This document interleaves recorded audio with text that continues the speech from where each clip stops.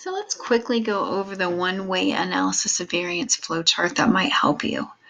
So remember, when we're using Minitab, the data can be in two different ways. We can have the data in separate columns, or we could have the data where the actual quantitative values are in one column and the qualitative labels, such as the factor names or the category names, are in the other column.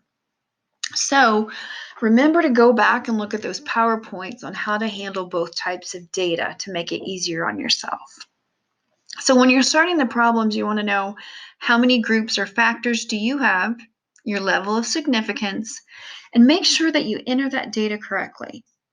Don't mix up your samples, and make sure if you're testing for 5 groups, you have 5 groups.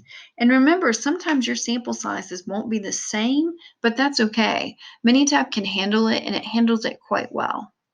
So then, next step, determine those hypotheses.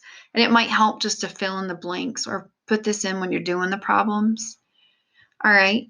And we're not really using a website anymore.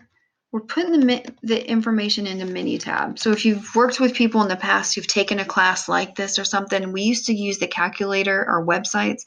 Minitab makes it so much easier. So again, put your information in Minitab and then get the F and the P value. Again, it wouldn't hurt to look at the graph that it gives you or even look at the means that it gives you for ANOVA.